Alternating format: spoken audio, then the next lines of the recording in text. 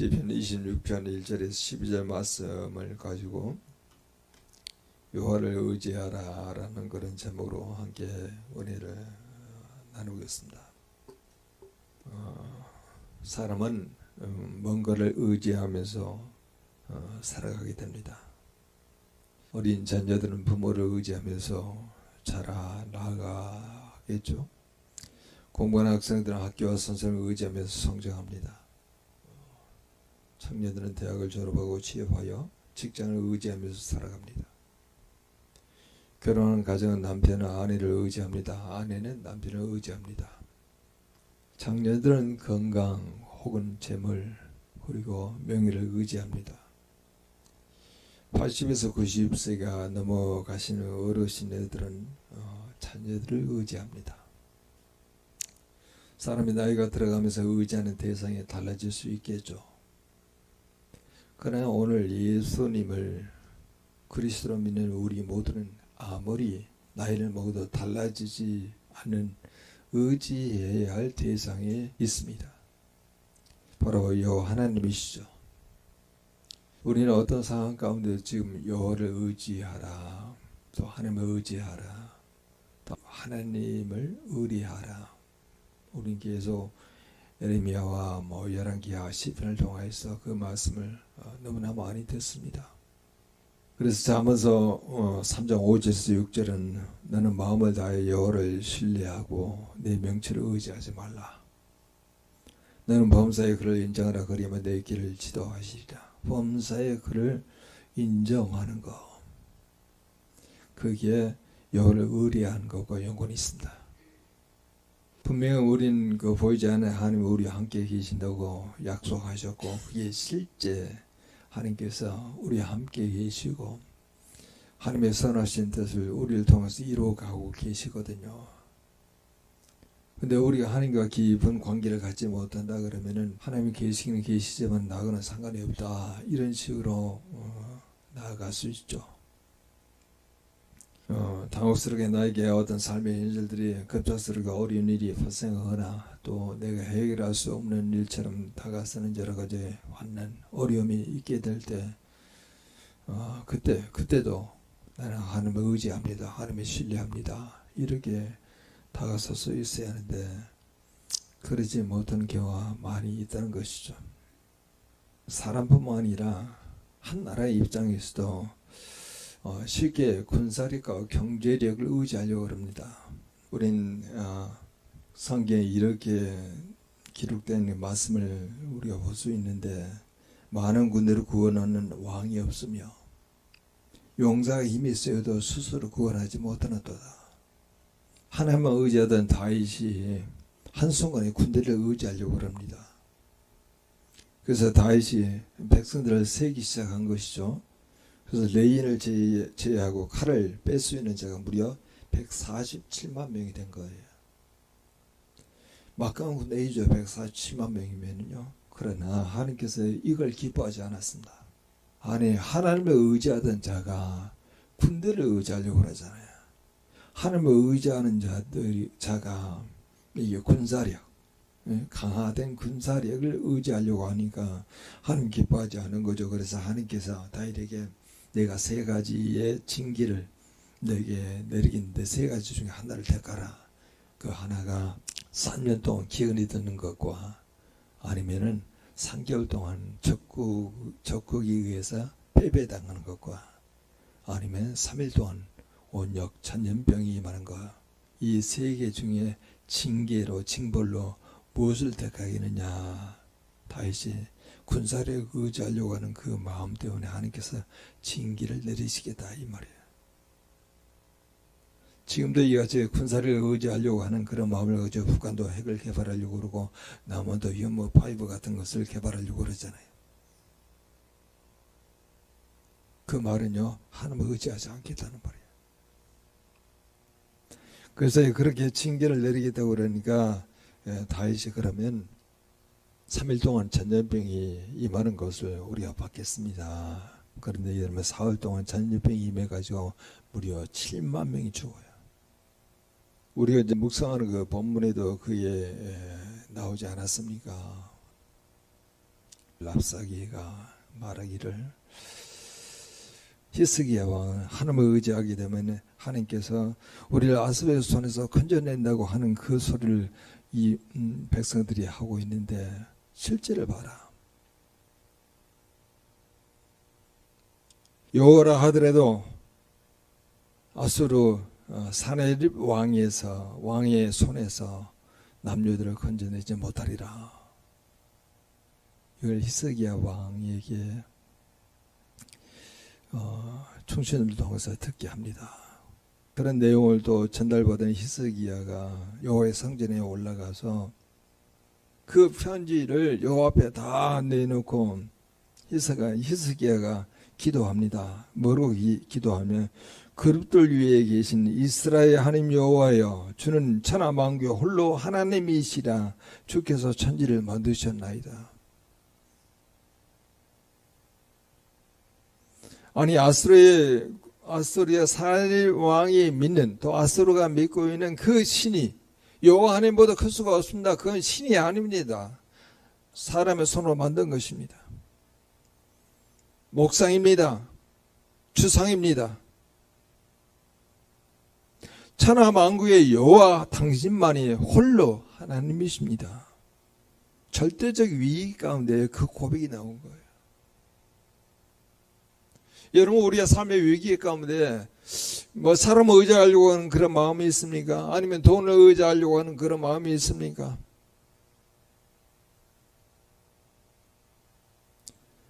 아니 자기 포지션을 의지하려고 하는 그런 마음이 있습니까? 아니야. 그때는 절대적으로 하나님을 의지하며 살아가는 거예요. 아니 위기뿐만 아니라 우리가 평상시에 생활해 가는 그런 모든 과정 가운데 내가 하나님을 의지합니다. 여러분, 이렇게 절대적으로 위기 상황 가운데도 어김없이 여호와를 의지하려고 하는 그런 마음, 수없이 성경을 찾아보면은 여호와를 의지하라 그렇게 말하는데, 그게 사무엘상 14장 6절에도 요나단이 자기 무기를 든 소년에게 이르되 우리가 이 할례 받지 않은 자들에게도 건너가자. 여호와께서 우리를 위하여 일하실까 하노라. 여호와의 구원은 사람이 많고 적음에 달리지 아니하였느니라. 지금도 이같이 중동에서 벌어지고 있는 전쟁, 엄청난 그런 최첨단 무기가 다 동원되지 않습니까? 지하 벙커에 그렇게 숨어있는 그런 리더들을 다 죽이잖아요. 여러분, 그런 엄청난 무기를 개발에 대해서 싸움에서 승리한다고 성경 말하지 않는다는 거예요.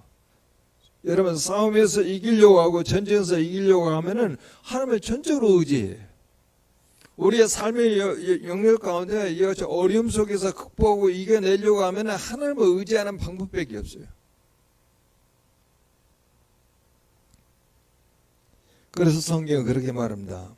귀인들을 의지하지 말며 도울 힘이 없는 인생도 의지하지 말지니. 우리 시편 37편 5절도 우리에게 이렇게 말하죠. 내 길을 여호와께 맡기라. 그를 의지하면 그가 이루시고. 맡기라는 거예요. 그리고 시편 115편 9절도 이렇게 말하죠. 이스라엘아, 여호와를 의지하라. 그는 너희의 도움이시오. 너희 방비시라. 도움이시고 방비시오. 의지. 여러분, 이게 실제 여호와가 도움이 되려고 하면 주님을 의지하는 수밖에 없잖아요. 여호와가 방패가 되시려고 하면은 주님을 의지하는 방법밖에 없잖아요. 그래서 성경을 제가 쭉 찾아봐서 여호와를 의지하게 되면 어떤 결과가 나오는지를 보니까, 여호와를 의지하면 안전해지고, 여호와를 의지하면 풍족해지고, 여호와를 의지함이 복이로다까지 기록되어 있어요. 여러분, 여호와를 의지할 준비가 되셨나요? 여호와를 의지하는 말씀이 막연하게 들릴 것 같은데, 더 구체적으로 우리가 어떻게 적용할 수 있는 그런 메시지로 들리는지를 함께 확인해 보고자 합니다. 그러면 시편 26편은 다윗의 대적들이 자신을 부당하게 비방하는 데 대하여 자신을 변호하는 시입니다.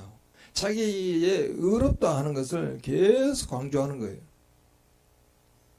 물론 다윗이 여기서 자기 의를 주장하는 것은 자신이 하나님과 같이 절대적으로 의로운 존재라는 것을 말하는 게 아닙니다. 다윗 자신이 현재 대적들로부터 듣는 여러 비방들을 들을 만큼 불우한 삶을 의롭지 않은 삶을 살지 않았고 하나님 앞에서 완전한 삶을 살고 있음을 드러내는 그런 표현이에요. 여러분 3년 절반부에 이렇게 표현되고 있습니다. 주의 인자하심이 내 목전에 있나이다. 그렇게 말씀하고 있어요. 여러분 주의 인자하심을 히브리어는 헤세드라고 이야기합니다. 그건 더 구체적으로 이야기하면 하나님의 언약적인 사랑을 말하고 있어요. 하나님의 언약적 사랑이 내 앞에 있다는 거예요. 지금 하나님의 언약적 사랑뿐만 아니라 하나님의 언약적인 은혜도 내 앞에 있다는 거예요. 근데 당장 그것을 내 것으로 소화하는 그런 과정 가운데 믿음이 필요하다는 거예요. 우리가 하수만 있다 그러면 하나님의 은혜 가운데 하나님의 사랑 가운데 우리 자신을 많이 노출시켜야 합니다. 그래야 믿음이 생겨요. 보이는 여러 가지 상황 가운데 여러분을 노출시키게 되면 그 보이는 상황으로 인해 걱정, 근심, 염려, 두려움이 오게 돼요. 그러면 사람이 위축되잖아요. 하나님을 의지하고 있느냐 그렇게 말하게 되면은 지금 그 상황에 의지하고 있는 그 자신을 발견하게 돼서 그러면 상을 의지하고 하나님을 의지하지 않는 것을 우리는 바로 뭐라고 이야기하면 죄라 그렇게 말하는 거예요. 이스라엘 백성들이 그 산당을 허무지 않은 이유는 바로 뭐냐면 산당이 높은 곳에 있는 것이 아니에요. 모든 가정에 산당이 다 들어갔어요. 그래서 산당을 제거하는 것 자체가 되게 어려운 거예요. 살아계신 하나님을 믿는 게 아니고 자기 욕심이 이루어지기 위해서 우상을 만드는 거잖아요. 그래서 이 남유다의 모든 왕들이 히스기야는 산당을 제거했지만 모든 왕들이요 산당을 제거하는 데 실패해요. 너무나 가까이 자기의 지방까지 그 산당을 모셔두고 자기의 욕심이 이루어지기를 원하고 있는 그런 마음으로 자기의 문제가 풀려가기를 원하고 있는 그런 마음으로 예배드리고 있고 제사드리고 있어서 그걸 허무지를 못하는 거예요. 오늘 본문에 이 다윗의 시편이거든요. 26편은 다윗은 삶 가운데 항상 이 하나님의 사랑을 마음속에 간직하고 살았어요. 하나님의 사랑과 하나님의 은혜를 마음속에 간직하고 살았습니다.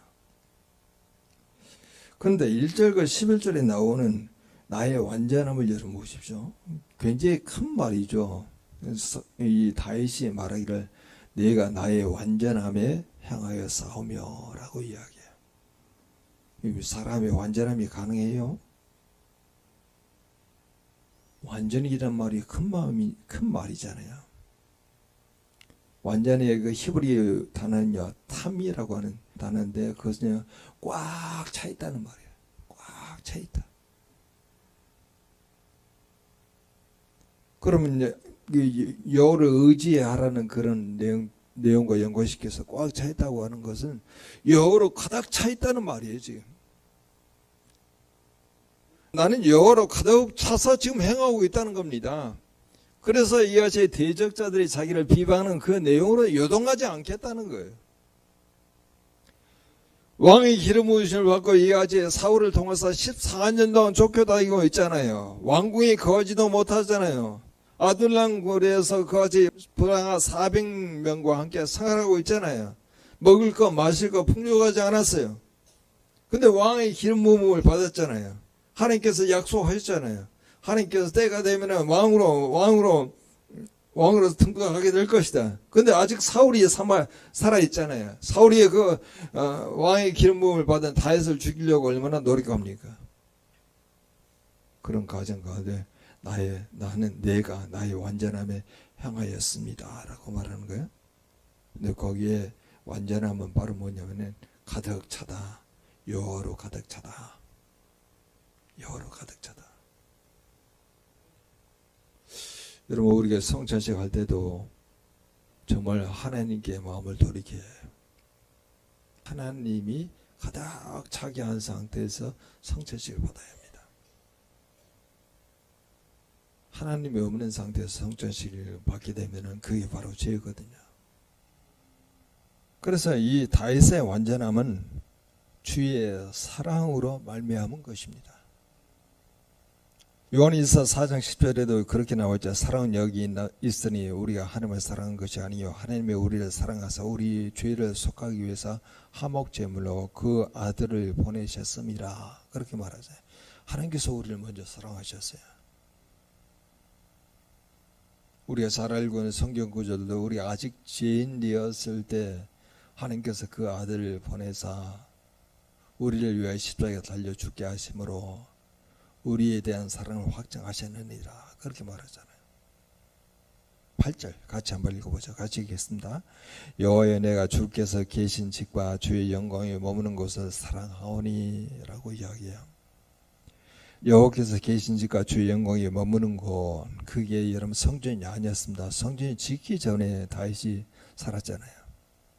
그러면 이건 여호와께서 계신 집과 주의 영광에 머무는 곳은 바로 여호와의 장막이에요. 성막이라고 말할 수가 있겠죠. 그런데 6절에도 그에 비슷한 그런 문구가 하나 나오는데 주의 제단에 두루 다닙니다 라고 이야기해요. 뭐 번제단이라고 말할 수도 있고 분향단이라고 말할 수도 있습니다. 오늘날 과연 하나님이 집중적으로 여러분 계신 곳이 어디 있습니까? 교회라고 말할 수 있을까요? 아니 가정이라고 말할 수 있을까요? 아니면 직장, 사업, 아니면 사역지라고 말할 수 있을까요? 아니 하나님이 안 계신 곳은 없잖아요. 다 계세요. 그래서 우리가 하나님이 어느 곳에 계시다 해서 무소부재하신 하나님이라고 이야기하잖아요. 그러면 하나님의 가장 잘 잡히는 곳이 어디 있을까요? 교회입니까? 가정입니까? 직장입니까? 사업지입니까? 아니 우리 시간을 많이 사용하는 장소가 하나님의 가장 잘 잡히는 곳이라고 말할 수는 없죠. 바로 성경이에요. 성경이에요. 하나님의 말씀, 모든 성경 하나님의 감동으로 기록되어 있잖아요. 하나님의 성령의 감동으로 기록된 것이 성경이기 때문에 성령 하나님이 계신 것이 성경이에요. 그래서 오늘 이 본문을 오늘 우리식으로 해석한다고 그러면은 하나님의 가장 잘 잡히는 것이 바로 성경이고 하나님의 가장 잘 느껴지는 것이 성경이에요. 여호와를 의지하는 말은 내가 주의 사랑으로 말미암아 내가 주가 계신 곳인 말씀을 깊이 묵상하는 것과 연관이 있다는 거예요. 우리는 매일 성경 묵상하고 있는데 그 본문이 지난 금요일 날 열왕기하 18장이었습니다. 5절에서 7절 전반부에 히스기야가 이스라엘 하나님 여호와를 의지하였는데 라고 나와요. 의지하였는데 히스기야는 남유다의 20명의 왕 중 13번째 왕이에요. 근데 성경은 그렇게 말합니다. 히스기야 왕의 전 12번째 왕까지 그리고 후 14번째 20번째 왕까지 여호와를 의지하는 히스기야처럼 의지하는 사람이 없었다는 거예요. 그런데 그렇게 말하면서 또 다른 표현을 가져오는데 히스기야가 여호와께 연합하여 그에게 떠나지 아니하고라고 있어요. 연합했다는 거예요. 연합이라고 하는 말은 한 몸을 이루었다는 겁니다. 히스기야가 말씀이신 그 하나님과 한 몸을 이루었다는 거예요. 그래서 하나님을 떠나지 않는다는 거죠. 그럼 우리식으로 이야기하기는 하나님의 가장 집중적으로 잡히는 그 말씀 속에 들어가서 하나님을 깊게 묵상한다는 말이에요. 그래서 하나님께서 하나님의 말씀을 깊게 묵상해서 하나님이 주신 그 메시지를 발견하는 것까지 들어가는 거예요. 그 다음에 그 말이 나오는 거예요. 여호와께서 모세에게 명령하시는 것을 계명을 지켰더라. 그 말씀을 깊게 묵상해서 하나님이 주신 그런 메시지를 잘 지켜 행하였더라. 이 말이잖아요. 그랬더니 7절에 이렇게 나옵니다. 여호와께서 그와 함께 하심에 그 어디를 가든지 형통하더라. 이렇게 나와요. 형통하더라.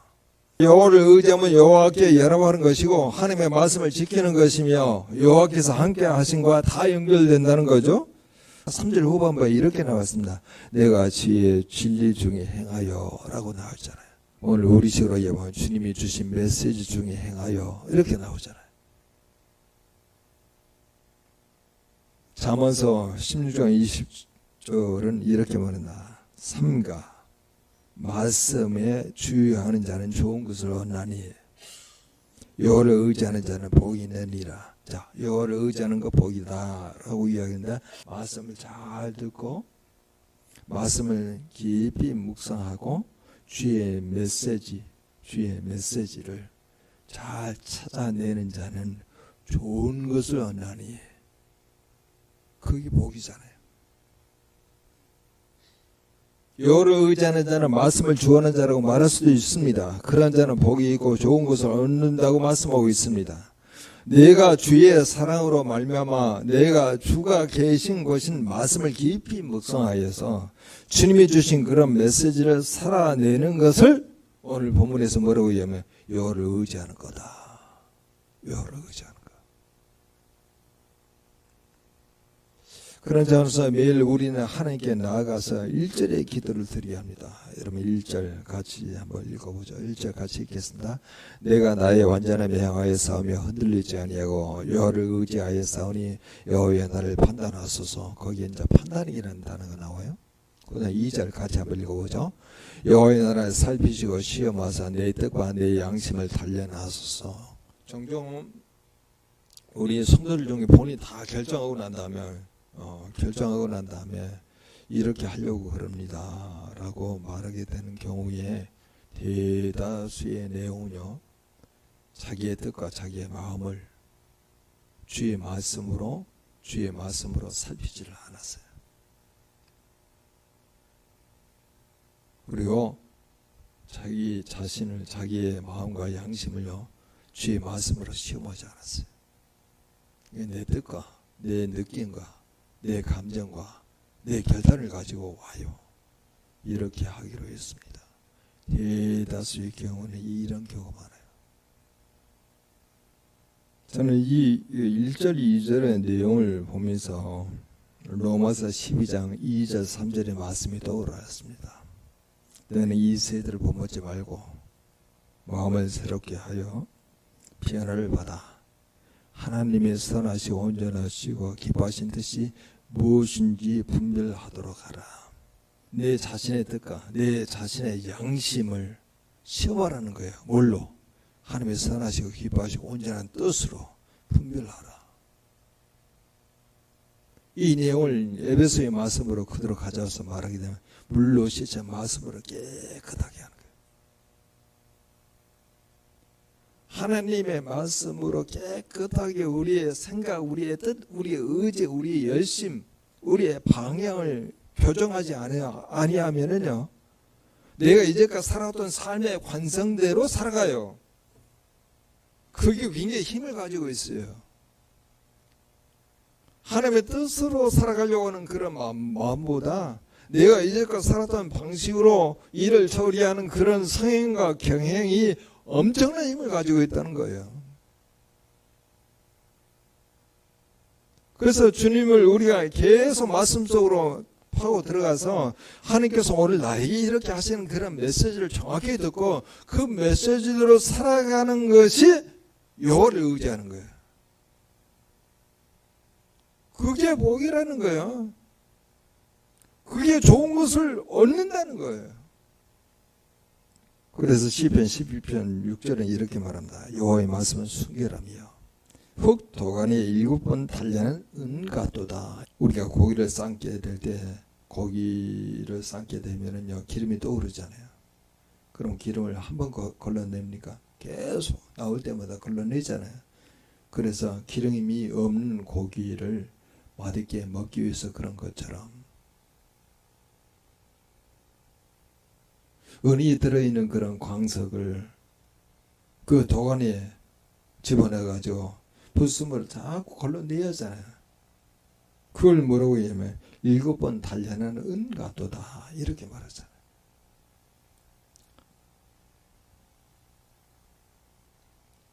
디모데전서 4장 6절에서 7절도 이렇게 말한다. 내가 이것으로 형제를 깨우치면 그리스도 예수의 좋은 일꾼이 되어 믿음의 말씀과 내가 따르는 좋은 교훈으로 양육을 받으리라.